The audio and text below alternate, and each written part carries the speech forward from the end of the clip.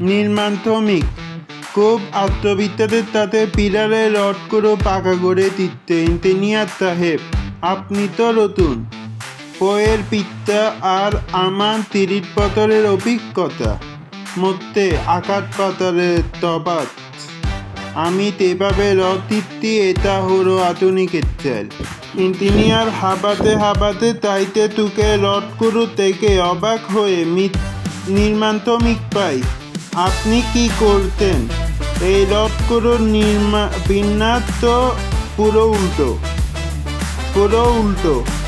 ড্রয়িংয়ে স্পষ্ট বলা আছে রডগুলো লম্বালম্বিভাবে থাকবে, আর আপনি সেগুলো পাকা করে বেরোতেন কেন?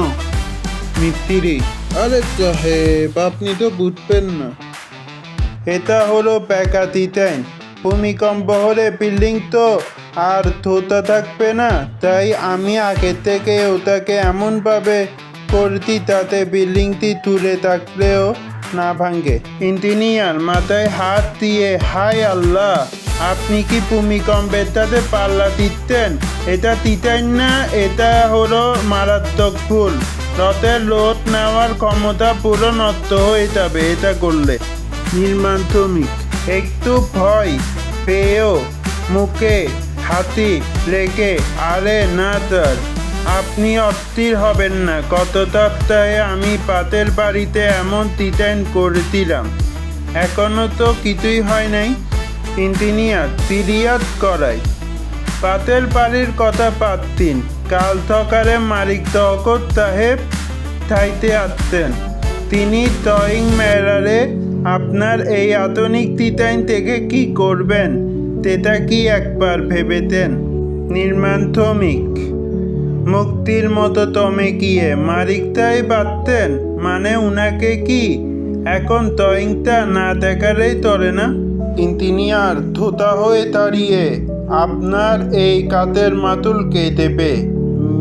নির্মাণ মিস্ত্রি পাই, এখন তা ভুল করেছেন, তা ঠিক করতে তারা রাত লেগে যাবে। আমি তো তরে যাচ্ছি, কাল সকালে তা হওয়ার তা মালিকেই দেখবেন। নির্মাণ মিস্ত্রি তখন আত্মবিশ্বাসের সাথে বলতে, এটা আধুনিক স্টাইল। ইঞ্জিনিয়ার তখন শান্তভাবে পকেটে হাত দিয়ে একটা ব্লুপ্রিন্ট বা ডিজাইন বের করলেন। তিনি হাসি মুখে বলবেন, আধুনিক স্টাইল তো ভালো, কিন্তু পিলারগুলোতে উল্টো দিকে হচ্ছে এটা বুঝবেন কিভাবে? এরপর মিস্ত্রিতেই কনফিডেন্স। সাবধান, বইয়ের বিদ্যা আর অভিজ্ঞতার মধ্যে পার্থক্যটা কিন্তু খুব সূক্ষ্ম, তাই কাতের আগে সময় ব্লুপ্রিন্ট চেক করে নেব। আপনারা কি এমন কোনো মজার অভিজ্ঞতা বা ইঞ্জিনিয়ার মিস্ত্রির কথোপকথন দেখতেন? আমাদের কমেন্টে জানাবেন।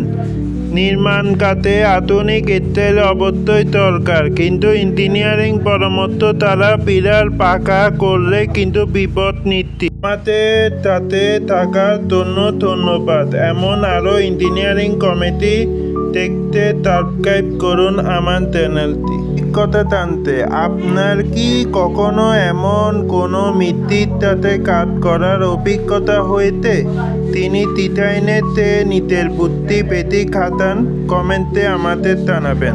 ছবিতে ব্লুপ্রিন্টের ভুলটি ইঞ্জিনিয়ার সাহেব দেখালেন, সেটা কি আপনি প্রথম তত্ত্বনেই ধরতে পেরেছিলেন?